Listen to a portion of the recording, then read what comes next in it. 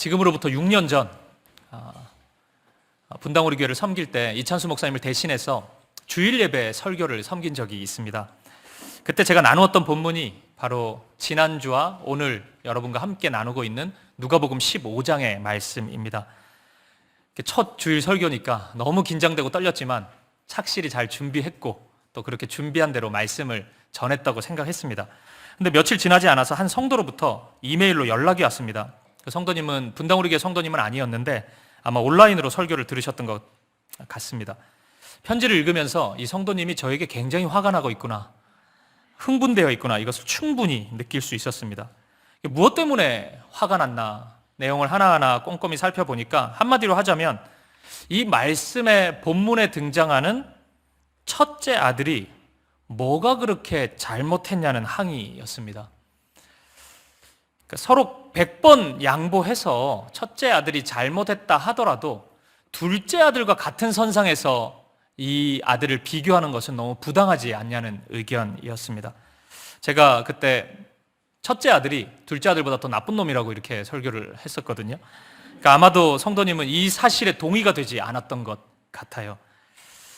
많은 분들이 누가복음 15장 말씀을 읽거나 묵상하거나 또 설교를 들으면서 굳이 이 말씀 안에서 나와 비슷한 사람을 한 명 찾아야 된다면 둘째 아들이 아닌가 이렇게 생각합니다. 근데 여러분 그거 아십니까? 교회 내의 많은 분들이 실은 이 둘째 아들의 모습보다는 첫째 아들의 모습으로 삶을 살아가고 있다는 사실입니다. 그래서인지 많은 분들이 말씀을 들을 때 첫째 아들이 책망받는 모습에 굉장히 당황해합니다. 어떤 면에서 첫째 아들은 많은 분들이 추구하는 신앙생활을 그대로 하고 있었고 그 신앙생활의 끝자락에 서 있는 인물이기 때문입니다.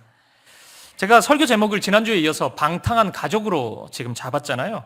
그럼 이 가족 구성원이 다 방탕하다는 것 아닙니까? 첫째 아들도 방탕하다는 것이 전제되어 있는 거죠. 오늘은 바로 이 첫째 아들의 방탕함에 대해서 우리가 생각해 보았으면 좋겠습니다. 왜? 무엇이 이 첫째 아들을 그렇게 방탕하게 만들었을까요? 오늘 설교를 듣는 여러분들도 이 첫째 아들의 모습에서 스스로의 모습이 발견되는지, 만약 그렇다면 6년 전 저에게 항의했던 성도님처럼 이 첫째 아들의 잘못에 대해서 전혀 동의되지 않는지 우리 두려운 궁금증을 안고 오늘 말씀 안으로 들어가 보도록 하겠습니다.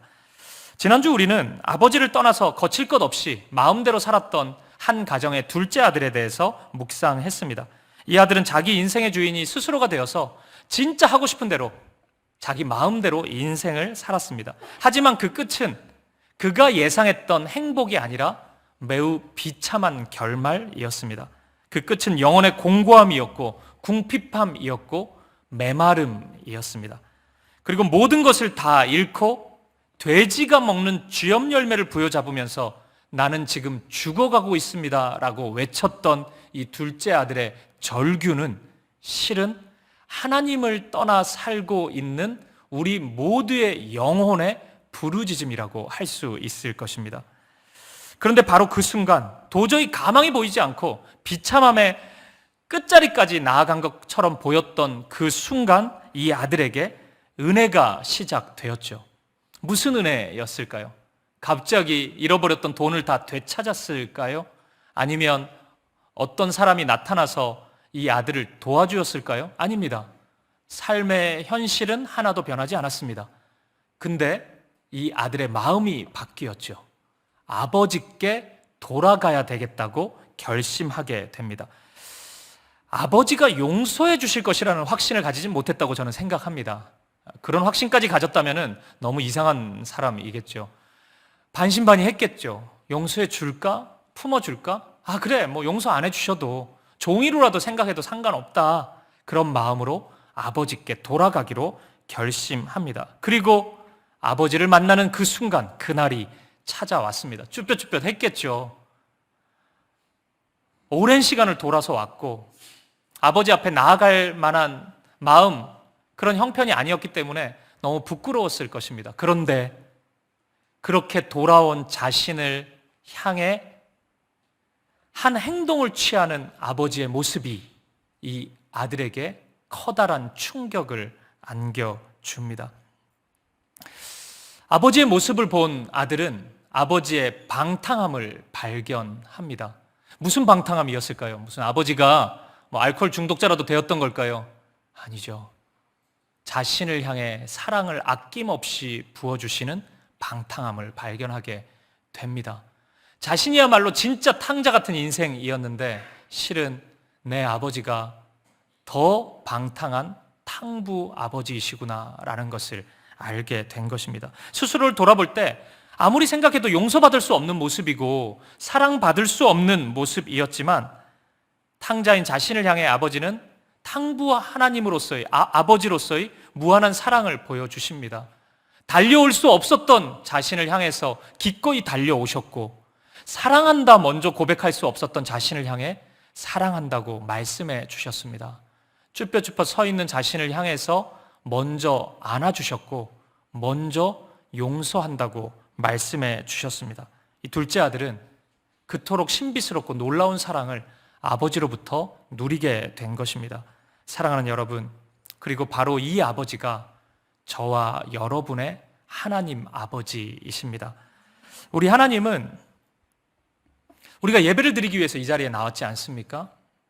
오늘 우리가 이 자리에 나오는 그 간절함보다 더 큰 간절함으로, 더 큰 열망으로 이 자리에 여러분을 만나기 위해 찾아오셨습니다. 더 빨리 오셨고 더 큰 마음으로 사랑한다고 말씀하십니다. 더 큰 사랑으로 우리를 안아주십니다. 하나님의 사랑은 결코 밀당이 없습니다. 줄까 말까 하다가 좀 하는 거 보고 하나 주고 또 아니면 좀 뺏어가기도 하고 사실 그러면 우리가 정신을 차리긴 하거든요. 근데 하나님은 그렇게 하시지 않습니다. 주시고자 하실 때 기꺼이 아낌이 없이 모든 것을 내어주시는 분이십니다. 오늘 탕부 하나님이 되셔서 아낌없는 사랑으로 우리를 기다리시는 하나님 앞으로 기꺼이 여러분의 몸을 돌릴 수 있는 그런 결단이 오늘 예배 가운데 저와 여러분 안에 가득 넘치기를 주님의 이름으로 간절히 축복드립니다. 그리고 바로 이 지점에서 드디어 오늘 우리가 살펴보려고 하는 첫째 아들이 등장합니다. 이 아들은 이 아버지의 둘째를 향한 모든 용서와 사랑의 가정을 지켜본 장본인입니다. 겉모습으로만 본다면 이 첫째 아들은 집떠난 둘째와는 비교가 안 될 정도로 바른 생활 사나이입니다. 오늘 본문 29절을 보면 아버지의 명을 어긴 적이 없다고 그렇게 고백하고 있습니다. 이 정도 되면은 아버지 입장에서는 이 첫째 아들은 자랑, 자부심이었을 것입니다. 아마 주변 사람들이 둘째를 보면서는 아이고 이 집에 고민거리다, 이 집에 아픔이다 이렇게 얘기했을지 몰라도 첫째를 보면서는 야, 이 집에 자랑이겠구나, 이 집에 기쁨이겠구나 이렇게 얘기했을 것입니다. 그런데 여러분, 둘째가 돌아오던 그날 아버지에게 있어서는 인생에서 가장 기쁘고 행복한 그 순간 이 첫째 아들의 실체가 드러나고 맙니다. 도대체 어떤 모습이었을까요? 오늘 본문 28절에서 30절 말씀을 보시겠습니다. 그가 노하여 들어가고자 하지 아니하거늘 아버지가 나와서 권한대 아버지께 대답하여 이르되 내가 여러 해 아버지를 섬겨 명을 어김이 없거늘 내게는 염소 새끼라도 주어 나와 내 벗으로 즐기게 하신 일이 없더니 아버지의 살림을 창녀들과 함께 삼켜버린 이 아들이 돌아오매 이를 위하여 살찐 송아지를 잡으셨나이다. 아들은 분노하고 있습니다. 아마도 아버지는 자신이 너무 기쁘기 때문에 이 첫째 아들도, 사랑하는 첫째 아들도 자신과 함께 기뻐해 주기를 기대했는지 모르겠습니다. 그렇게나 말 잘 듣던 아들이었는데 당연히 내 마음을 누구보다 이해해 줄 것이라고 믿었던 아들이었는데 아들은 아버지와 함께 기뻐하기는커녕 아버지를 향해 말할 수 없는 분노를 쏟아내고 있습니다. 어떻게 이럴 수 있을까요? 그리고 이 첫째 아들의 마음을 격동케 한 이유는 무엇일까요? 첫째 아들이 분노하게 된 이유에는 두 가지 이유가 있습니다. 첫 번째 이유는 이 첫째 아들은 자신의 동생이 아버지께는 절대 용서받지 안아야 한다고 생각했기 때문입니다. 왜냐하면 둘째 아들 정도의 삶을 살았던 자가 아버지께 용서를 받으면 둘째 아들과는 비교할 수 없을 정도로 바르게 살았던, 성실하게 살았던 자신이 너무 억울하게 느껴지지 않습니까? 자기는 그렇게 흥청망청 돈을 써보지도 않고 쾌락을 즐겨보지도 않았는데 동일한 사랑을 받게 되면 이게 너무 억울하잖아요. 받아들이지 못하는 것입니다. 아들은 바로 그 지점에서 분노하고 있는 것이에요. 그리고 두 번째 이유가 있습니다. 그것은 바로 자신에게 와야 할 축복이 둘째 아들을 향해서 나아가고 있다고 생각했기 때문입니다. 보십시오. 아버지는 둘째를 향해 잔치를 벌입니다. 가장 좋은 것을 주고 있어요. 송아지를 잡습니다. 소고기를 주고 제일 좋은 옷을 사주고 신발도 사주고 손에 가락지도 끼워줍니다. 가장 좋은 것을 다 베풀고 있습니다. 첫째 아들이 가만히 보니까 이게 이 잔치 예산이 어마어마하게 느껴진단 말이에요. 이 돈이 아까웠던 겁니다. 왜냐하면 이 둘째는 자기 몫을 이미 다 받아갔지 않습니까? 그러니까 유산 분배가 첫째에겐 3분의 2고 둘째에게 3분의 1인데 이거 다 받아갔단 말이에요, 둘째는. 그러면 아버지만 없으면 아버지 거 이거 다 내 거란 말이에요. 근데 그 내 거, 그걸 지금 둘째를 위해 쓰고 있지 않습니까? 그러니까 본인이 볼 때는 정말 쓰잘데기 없는 사투리죠, 이게. 쓰잘머리 없는 그 잔치에 이 아까운 돈을 쓰고 있단 말이에요. 이걸 받아들이지 못하는 것입니다. 바로 이 이유 때문에 이 첫째 아들은 분노하고 있는 것이에요. 그런데 이런 첫째 아들의 모습을 통해서 우리는 기억해야 됩니다. 우리 또한 첫째 아들의 모습을 얼마든지 보일 수 있다는 사실입니다. 우리 또한 우리 스스로도 인지하지 못한 채 하나님을 서서히 떠날 수 있다는 사실을 우리는 기억해야 된다는 거예요. 사도 바울이 로마서 1장에서 3장 말씀을 통해서 인간이 하나님을 피해 떠나갈 수 있는 두 가지 전략을 말해주고 있습니다. 이 로마서는 복음의 정수가 담겨있는 말씀인데 그 시작이 인간이 어떤 방식으로 하나님을 떠나는지에 대해 이야기하고 있는 거예요. 첫 번째는 공개적으로 하나님을 거부하고 떠나는 겁니다. 마치 이 가정의 둘째 아들의 모습이죠. 그러니까 나 하나님 떠날 거야 하고 하나님과 관계없는 거 다 하는 거예요. 그렇게 하나님을 떠나죠. 이건 우리 모두가 다 알고 있는 내용입니다. 로마서 1장 29절에 보면 모든 불의, 추악, 탐욕, 악의가 가득한 자들이라고 표현하고 있습니다. 그렇게 하나님을 공개적으로 떠나는 겁니다. 그런데 두 번째 전략, 하나님을 떠나는 전략이 굉장히 충격적입니다. 그것이 로마서 2장에 소개되어 있는데 그 모습이 대단히 종교적이고 도덕적인 사람이 됨으로써 하나님을 떠나는 거예요. 바울은 바로 그 모습을 로마서 2장에서 지적하고 있습니다. 충격적이지 않습니까? 왜냐하면 이런 종교적인 모습은 겉으로 볼 때 굉장히 멋진 모습이잖아요. 바람직한 모습이잖아요. 성경 말씀을 잘 따르고 있는 모습이잖아요. 근데 그런 모습을 통해서 하나님의 품을 떠나서 마음대로 살아갈 수 있다는 것입니다. 어떻게 그런 일이 일어날 수 있을까요? 어떻게 말씀을 가까이 하는데 하나님을 떠나는 일이 일어날 수 있을까요? 그것은 하나님과 교제하는 방법, 하나님과 사귀는 방법, 관계하는 방법이 완전히 틀렸기 때문입니다. 이들이 하나님과 관계를 맺는 방법은 놀랍게도 하나님의 은혜가 아닙니다. 하나님과의 관계, 사귐의 시작이 하나님의 은혜가 아니라 스스로가 애쓰고 노력한 자신의 삶입니다. 내가 하나님 앞에서 무엇을 한 그 행동, 그것이 하나님과의 사귐의 출발이라는 것입니다. 내가 하나님 앞에서 얼마나 거룩한 삶을 살았는지, 누구와 비교해서 얼마나 말씀 잘 지켰는지, 얼마나 신실한 삶을 살았는지가 하나님과의 관계의 시작이요, 관계를 유지하는 비결이라고 생각하고 있는 것입니다. 여러분 중에 어떤 분들은 그게 뭐가 문제냐고 질문하는 분들이 있을지도 모르겠습니다. 그런데 이 다음을 보면 얼마나 심각한 문제인지 압니다. 은혜가 아니라 자신의 노력이 신앙의 출발이 되고 중심이 된 사람들은 두 가지 모습이 나타납니다. 첫 번째, 자신처럼 살지 않는 사람들을 결코 용납하지 못합니다. 어떤 사람을 보는데 내가 생각하기에는 너무 수준 이하예요. 나는 그렇게 살지도 않고 한 번도 살아본 적도 없고 생각도 안 합니다. 근데 그 사람에게 하나님의 용서와 사랑이 흘러간다는 것을 받아들이지 못합니다. 더더구나 하나님의 구원이 임한다? 결코 용납하지 못합니다. 하나님을 가로막습니다. 그래서는 안 된다고 이야기해요.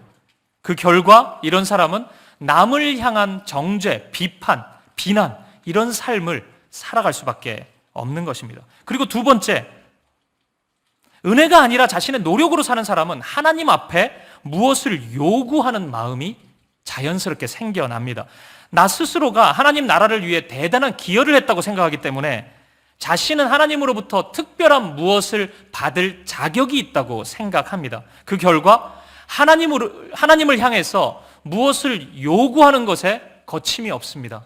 아주 당당히 내가 원하는 것을 요구합니다. 마치 돈 맡겨 놓은 사람이 돈 찾으러 오는 것처럼 내놓으라는 거죠. 그런 식으로 하나님께 당당히 나아갑니다. 이 모두가 은혜가 아니라 자신의 노력으로 하나님과 관계를 맺는 사람들에게 나타나는 특징인 것입니다. 그래서 제가 사랑하는 팀 켈러 목사님은 하나님의 은혜가 사라져버린 사람들이 걸어갈 수 있는 길이 두 가지가 있는데, 첫 번째는 자유롭게 그냥 하나님을 떠나서 방탕하게 사는 거고, 두 번째는 자기 자신의 노력과 애쓴 것을 통해서 하나님으로부터 무언가를 얻어내려고 하는 모습으로 나타난다. 그렇게 이야기합니다. 이 둘이 극과 극으로 보이지 않습니까? 이쪽 사람은 자유롭게 사는 거고 이쪽 사람은 지독히 하나님의 율법을 지키려고 하잖아요. 그러니까 우리가 흔히 율법주의자라고 얘기하고 여기를 자유주의자라고 하면은 이 둘은 너무 상극처럼 보이잖아요. 근데 출발이 같다는 거예요. 그래서 팀 켈러 목사님은 한 어미의 뱃속에서 나온 형제와 같다고 이야기합니다. 그리고 성도들의, 저와 여러분의 삶 속에 이쪽 저쪽을 다 오고 가요. 하나님의 은혜가 없는 사람은 때로는 너무 자유분방하게, 그러다가 갑자기 1년 뒤에 만나면 너무 자신을 구속하면서 막 경건주의자가 된 것처럼 이것저것 끊어내면서 또 살아가고 있어요. 그리고 1년 뒤에 만나면 또 떠나 있어요. 또 너무 자유롭게. 한 사람에게서 이쪽 저쪽 모습이 막 나타나요. 모두 다 하나님의 은혜가 없기 때문입니다. 하나님을 떠나는 모습인 것입니다. 여러분, 질문을 드려보죠. 제가 지난주에 누가복음 15장 이 본문 말씀 안에서 등장인물이 누구를 가리키느냐가 중요하다고 말씀드렸잖아요. 둘째 아들이 누구였습니까?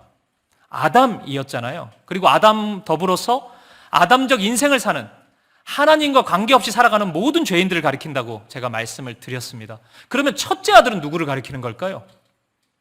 첫째는 지금 누구를 가리키면서 이 말씀을 하고 있는 걸까요? 우리가 살펴보고 있는 누가복음 15장 말씀은 몇 개의 비유의 말씀이 반복해서 나오고 있습니다. 오늘 본문은 그 중에 세 번째 비유의 말씀입니다. 근데 예수님께서 이 비유의 말씀을 시작하신 이유가 있어요. 그것이 누가복음 15장 1절에 나와 있습니다. 우리 한번 보실까요? 1절부터 3절. 모든 세리와 죄인들이 말씀을 들으러 가까이 나아오니 바리새인과 서기관들이 수군거려 이르되 이 사람이 죄인을 영접하고 음식을 같이 먹는다 하더라.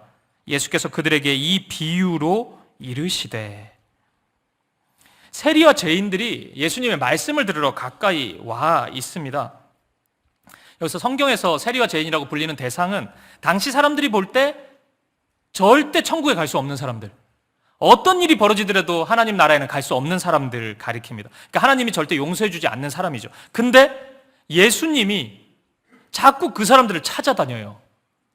그러니까 절대 접촉하면 안 되는데 죄인하고 어울리다가는 그 죄의 불경건함이 전이가 되어서 나도 죄인이 되는데, 그래서 부정함과 같이 있으면 절대 안 되는 건데 예수님은 그들을 찾아다녀요. 그들과 함께 식사도 나누고 막 그럽니다. 그러니까 바리새인들이 못마땅한 거죠. 예수님, 자꾸 그런 식으로 행동하면 예수님 당신도 부정한 사람이다. 죄인들의 친구가 되면 안 된다. 그렇게 이의를 제기하는 것입니다. 그럼 여러분 보세요. 예수님 앞에서 말씀을 듣고 있는 세리와 죄인들은 누굽니까? 오늘 본문에서 찾는다면 둘째 아들이겠죠. 그러면 첫째 아들은 누구예요? 바리새인이겠죠. 바리새인을 가리키고 있는 것입니다. 성경을 조금이라도 읽어보신 분들이라면 예수님 당시에 이 바리새인들이 얼마나 이중적인 생활을 했는지 충분히 아실 것입니다. 바리새인들을 보면서 모든 사람들이 인정했던 부분이 있어요. 그것은 그들이 율법을 사랑했다는 겁니다. 오늘날로 치면 성경을 사랑하는 인물들이었습니다. 언제나 말씀 가까이 하고 말씀을 막 중얼거리면서 그렇게 살았던 자들입니다. 그런데 그런 모습을 보며 사람들은 다 칭찬했는데 예수님이 하셨던 매우 날카로운 책망이 있습니다. 말씀을 읽는다는 것은 이 말씀 안에 하나님이 원하시는 어떤 우리를 향한 마음이 있지 않겠습니까? 그 말씀을 읽으면서 이게 주님의 마음이구나, 주님이 이런 마음을 원하시구나, 그런 모습이 있을 거잖아요. 그런 삶의 그림이 있을 거잖아요. 근데 바리새인들은 말씀을 가까이 하긴 하는데 그 말씀이 가리키고 있는 그 사랑과 삶을 소망하지 않는 겁니다. 예수님은 바로 그 점을 지적하시는 거예요. 말씀을 그냥 가까이는 하고 있는데 말씀 자체를 사랑하는 거지 그 말씀이 가리키고 있는 사랑의 삶을 꿈꾸지 않고 그 말씀 자체가 가리키고 있는 사랑의 대상을 사랑하지 않았던 것입니다. 매우 이상한 모습이죠. 왜 그렇게 했을까요? 그럼 말씀 가까이 하지 않으면 될 텐데, 말씀의 내용을 실제 사랑하지 않았으면 읽는 것이 굉장히 힘들었을 텐데. 그렇거든요. 우리가 예수님을 사랑하지 않는데 성경을 매일 몇 장씩 읽는다는 것은 굉장히 힘든 일이거든요. 이래나 저래나 안 읽어보시면 할 수 없는데 그 굉장히 힘든 겁니다. 사랑하지 않고 이 두꺼운 성경을 읽는다? 어려워요. 근데 이들은 왜 가까이 했을까요? 공로의식입니다. 이 말씀 뭐라고 하든지 관계없이 그냥 기계적으로 가까이 하는 거예요. 그러면 하나님이 그 모습 좋게 보시고 나한테 무언가 특별한 것을 주지 않을까라고 생각했던 것입니다. 그 결과 바리새인들은 뭔가 열심히는 해요. 근데 열심히 할수록 하나님으로부터 멀어지는 겁니다. 굉장히 이상한 삶을 살아가고 있었던 겁니다. 보십시오. 오늘 본문을 다시 보세요. 이 첫째 아들은 아버지의 마음에 전혀 관심이 없습니다. 아버지의 행동에 관심이 없습니다. 아버지가 자신의 아들을, 둘째를 얼마나 사랑하시는지, 그 돌아온 탕자 아들 때문에 얼마나 기쁘고 얼마나 감격스러운지 첫째 아들은 관심이 없습니다. 첫째 아들의 관심은 딱 하나입니다. 아버지로부터 무엇을 얻어낼 수 있을까? 그거 하나밖에 없습니다.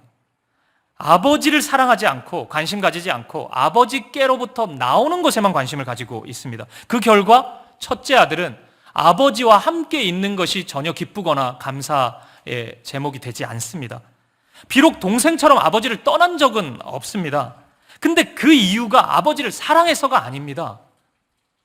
동생보다 더 우위에 있는 그 모습을 통해서 아버지로부터 더 많은 것을 얻어낼 수 있지 않을까? 그 마음으로 아버지 곁에 있었던 것입니다. 사랑하는 여러분, 오늘 이 말씀 속에서 분노하고 있는 첫째 아들을 바라보고 있는 아버지의 심정을 상상할 수 있으시겠습니까? 아버지는 첫째 아들을 사랑했습니다. 자랑이었을 거예요. 있는 모습 그대로를 아들을 사랑하고 있는데 이 아들은 아버지를 그렇게 바라보지 않습니다. 아버지는 이 아들이야말로 나의 마음을 이해해 주기를 바라고 있는데 아들은 아버지를 철저히 이용해 먹을 생각만 하고 있습니다. 어떻게 하면 내 욕심을 채우는 도구로 아버지를 이용할 수 있을까, 써먹을 수 있을까, 그 생각만 하고 있습니다. 행위로만 보면 첫째 아들이 둘째 아들보다 낫죠. 재산 가지고 도망도 안 쳤고 흥청망청 쓰지도 않았습니다. 그런데 마음으로만 보면 첫째 아들이 더 멀리 아버지로부터 떨어져 있는 사람입니다. 둘째보다 훨씬 더 탕자스러운 아들이 바로 첫째 아들인 것입니다. 본문 31절 말씀을 다시 한번 보십시오. 아버지가 이르되 너는 항상 나와 함께 있으니 내 것이 다 내 것이로되. 아버지는 나는 항상 너와 함께 있지 않냐고 아들에게 얘기하고 있습니다. 너와 함께 하고 있는 이 관계가 그것이야말로 최고의 선물이 아니냐고 아들에게 말씀하고 있습니다. 근데 첫째 아들에게는 그게 선물이 아니었나 봐요. 오늘 이 질문은 저와 여러분을 향한 우리 하나님 아버지의 질문이라고 생각합니다. 너는 항상 나와 함께 있지 않니? 오늘 우리 하나님께서 우리에게 그렇게 질문하고 있으십니다. 사랑하는 여러분, 오늘 여러분은 주님과 함께하는 것이 최고의 행복이십니까? 오늘 주님 한 분만으로 만족하고 계십니까? 주 예수보다도 귀한 것이 없으십니까? 아니면 주님도 좋습니다. 주님 당연히 사랑하죠. 근데 뭘 더 줘야 제가 사랑이 표현될 것 같습니다. 그렇게 고백하십니까? 주님을 사랑한다고 고백은 하는데 그게 진짜 사랑에서의 고백이 아니라 이 고백을 해줌으로써 주님이 좀 기뻐해가지고 뭐라도 좀 나한테 주지 않을까 그런 기대감으로 주님을 사랑한다고 고백하고 계십니까? 그렇다면 여러분, 너무 아픈 이야기이지만 오늘 저와 여러분은 첫째 아들입니다. 지난주 만났던 둘째 아들만 주님께로 회심해야 되는 것이 아닙니다. 첫째 아들도 아버지께로 돌아가야 합니다. 진짜 회심이 필요한 사람은 이 가정의 첫째 아들이었던 것입니다. 오늘 이 자리에 있는 첫째 아드님들에게 무겁지만 도전의 말씀을 드리고 싶습니다. 이 시간 기꺼이 아버지께로 돌아올 수 있기를 바랍니다. 마음을 돌이켜서 아버지 하나님께로 마음을 향하고 삶의 자리를 돌이킬 수 있기를 주님의 이름으로 간절히 축복합니다. 말씀을 마무리하겠습니다. 여러분들 중 몇몇은 여전히 그래도 좀 원하는 것을 받아야 사랑을 느낄 수 있지 않냐고 이렇게 주장하는 분들이 있을 것입니다. 그런데 여러분 생각해 보십시오. 자녀가 있는 분들, 자녀 양육을 할 때 아이가 원하는 대로 다 해주면은 이 아이가 건강하게 자랍니까? 오늘날 자녀 교육의 그 키워드가 자존감이던데 서점에 가보니까 자존감에 대한 책이 너무 많더라고요. 우리 아이 자존감 있는 아이로 키우기, 자존감 있는 아이로 키우는 12가지 비결, 자존감 있는 아이의 7가지 습관, 이렇게 뭐든 다 나와 있더라고요. 자존감이 중요한 것 같아요. 그래야 행복하니까요. 근데 그 원하는 대로 다 해주면 아이 자존감 높아져요? 아이가 사랑스러워집니까? 아니잖아요? 우리가 그거 아니라고 다 대답하잖아요. 우리가 무슨 교육학을 공부해서 압니까? 그냥 알잖아요. 그런 이론이 없어도 그건 아닌데 원하는 대로 다 해주면은 아이가 건강하게 자랄 수는 없을 텐데 우리가 다 동의하지 않습니까? 그럼 뭐가 필요해요? 진짜 사랑이 필요하지 않아요? 이런저런 책을 보니까 자존감이 생기는 것이 가까이 있는 사람으로부터 사랑을 받을 때 생긴다 그래요? 저는 동의합니다. 그러니까 함께 있어야 할 때 함께 있어주고, 기쁠 때 함께 기뻐해주고, 슬플 때 함께 슬퍼해주고, 아플 때 함께 아파해주고, 가까이 있는 사람들에게 이런 지지를 받을 때 사람은 자존감이 높아진다고요. 그게 진짜 사랑이잖아요. 그렇게 할 때 건강하게 자녀가 자라갈 수 있는 거잖아요. 이것도 우리가 무슨 교육학 공부를 해서 압니까? 그냥 알잖아요, 이 정도는. 근데 여러분, 우리 아버지 하나님께서 그렇게 우리를 사랑하시는 거예요. 그렇게 우리를 돌보시고 우리를 품어주시고 인도하시는 것입니다. 여러분, 이런 차원에서 오늘 말씀을 다시 한번 보세요. 저는 누가복음 15장 본문의 말씀이야말로 하나님께서 허락해 주신 복음을 가장 선명하게 드러내고 있는 말씀이라고 생각합니다. 여러분, 복음이 무엇입니까? 복음이란 단어가 기쁜 소식이잖아요. 좋은 소식. 그러니까 굿 뉴스잖아요. 그러면 그렇다면 우리가 이렇게 질문을 바꿔볼 수 있겠네요.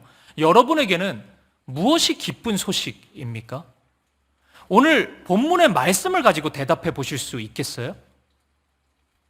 무엇이 기쁜 소식이에요? 이것이 기쁜 소식이 될 수 있습니까? 둘째 아들이 어떻게 하면 아버지 재산 내가 빨리 받아낼까 해가지고 그거 받아냈어요. 성공했어. 아버지 심리가 뭔지 모르겠는데 줬어요. 우와, 받아냈다. 그리고 내 마음대로 이제 흥청망청 살 수 있는 거예요. 그 소식이 저와 여러분에게 기쁜 소식입니까? 아니면 둘째가 돌아와가지고 아버지가 너무 기뻐요. 눈물 흘리면서 잔치를 벌여요. 그 잔치 깽판 치면서 아버지 그 기쁨 막 사그라들게 하면서 와, 내 재산 지켜냈다. 나중에 내 건데. 지켜냈다. 그러면서 그 마음, 그 상황을 기쁘다고 얘기할 수 있습니까? 그거 다른 사람한테 얘기할 거예요? 기쁜 소식이라고. 이게 복음이야. 여러분, 우리가 때때로 이런 모습으로 살기는 하잖아요. 우리에게 이런 모습 나타나죠. 그런데 그것이 진짜 복음입니까? 그것이 우리에게 진짜 기쁜 소식, 굿 뉴스예요? 그거 전하고 싶어요? 다른 이들에게 막 얘기해주고 싶어요? 복음이라고? 아니지 않습니까? 아버지와 함께 있는 것이 복음 아닙니까? 어떤 상황 속에서도 내가 아버지 곁에 있을 때나 멀리 떨어져 있을 때나 한결같이 아버지가 나와 함께 해주신다는 사실이 그것이 굿뉴스 아닙니까? 그것이 복음이고 기쁜 소식 아니에요? 사랑하는 여러분, 기억하십시오. 수많은 군중들이 모여있는 시장과 같은 곳에서 부모님을 잃어버린 아이에게 필요한 것은 맛있는 솜사탕 과자나 레고 같은 장난감이 아닙니다. 부모님이 눈앞에 보여야 합니다. 부모님의 손을 붙잡고 있어야 합니다. 그것이 우리의 영혼이에요. 아버지 곁에 있을 때 내가 원하는 것을 얻는 것도 의미가 있는 것입니다. 부모님이 눈에 보이지 않는데 장난감이 내 손에 쥐어진다고 기뻐 뛰어다닐 아이가 있습니까? 울부짖을 것입니다. 엄마 아빠 어딨냐고. 그것이 우리의 영혼이라고요. 우리에게 기쁜 소식은 아버지 하나님께서 내 곁에 있다는 사실인 것입니다. 오늘 다시 우리의 눈을 믿음으로 열고 우리의 눈을 들어서 아버지 하나님을 바라볼 수 있기를 바랍니다. 여전히 내 곁에 계시는 그 하나님, 그 하나님으로 인해 기뻐할 수 있고 감사할 수 있는 그것이 저와 여러분의 복음, 좋은 소식이 될 수 있는 우리가 되기를 주님의 이름으로 간절히 축복드립니다.